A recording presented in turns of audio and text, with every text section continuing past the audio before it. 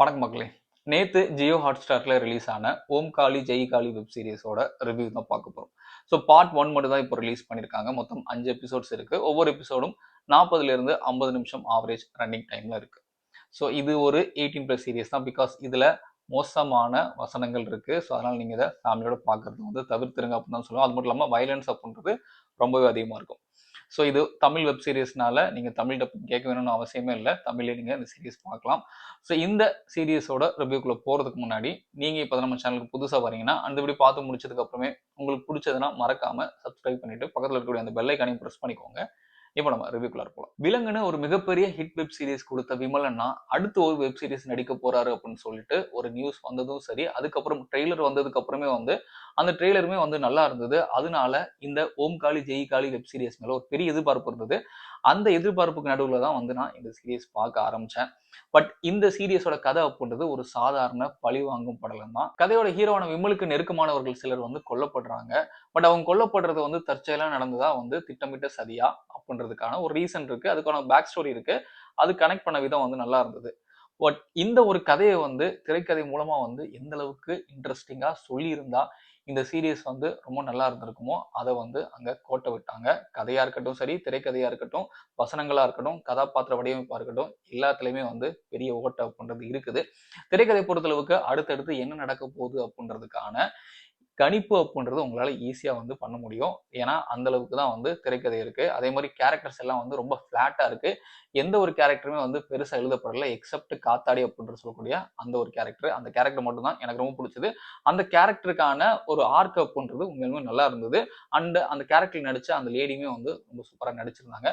மற்றபடி விமல் அண்ணாவுக்கே வந்து ஓரளவுக்கு ஸ்ட்ராங்கான லீட் கேரக்டர் அப்படின்னு கேட்டீங்கன்னா கண்டிப்பா கிடையாது. மற்ற சப்போர்ட்டிங் கேரக்டர்ஸா இருக்கட்டும், வில்லன் கேரக்டர்ஸ் எல்லாம் வந்து ரொம்பவே வீக்கா இருந்துச்சு. எந்த ஒரு கேரக்டர் கூடயும் வந்து பெரிய கனெக்டே இல்லாத மாதிரி இருந்தது.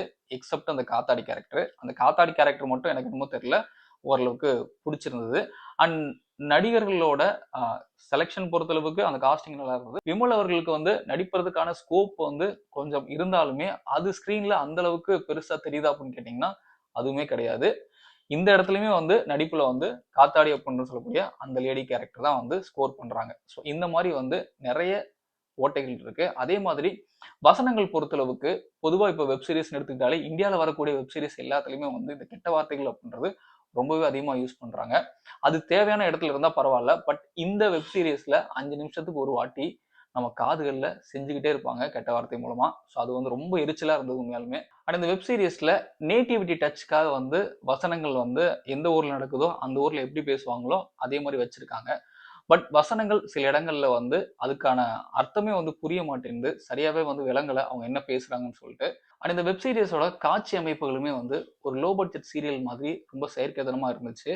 அண்ட் பழைய படங்கள்ல ஹீரோவுக்கு வில்லன் எதிர்த்து சண்டை போடுறதுக்கு தெரியாது அப்படின்னா யாராவது ஒரு வழிகாட்டி வந்து அவருக்கு பயிற்சி கொடுத்து அவரை தேத்தி வில்லன் கூட சண்டை போடுறதுக்கு வந்து தயார்படுத்தி அனுப்புவாங்கல்ல, அந்த மாதிரியான குபீர் சம்பவமும் வந்து இந்த வெப் சீரிஸ்ல இருக்கு. அண்ட் இந்த மாதிரி நிறைய விஷயங்கள் வந்து ஆல்ரெடி நம்ம பார்த்து பழகி புளிச்சு போன விஷயங்களை வந்து இந்த வெப் சீரிஸ்ல காட்சி அமைப்புகளா வச்ச மாதிரி தான் இருந்தது. ஓவரால் சொல்லணும்னா இந்த வெப் சீரிஸ் வந்து வேற எதுவுமே பார்க்க உங்களுக்கு இல்ல, விமல் அண்ணா நடிச்சிருக்காரு அதுக்காக பார்க்கலான்னு உங்களுக்கு தோணுச்சுன்னா கண்டிப்பா நீங்க இந்த சீரிஸை ட்ரை பண்ணலாம். மற்றபடி என்ன பொறுத்தளவுக்கு இது ஒரு ஆவரேஜான சீரியஸ் தான். ஸோ இந்த சீரியஸ்க்கு இன்னொரு ரேட்டிங் வந்து 10க்கு 4.5 கொடுக்கலாம்.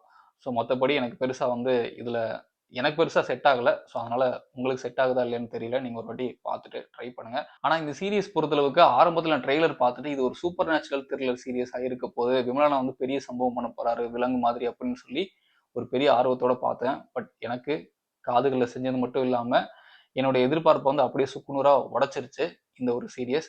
ஸோ அதனால எனக்கு வந்து பெரிய மன உளைச்சல் ஆயிட்டேன். நான் அது வேற ஒரு நல்ல வெப் சீரிஸ் பார்க்கலான்னு முடிவு பண்ணியிருக்கேன்.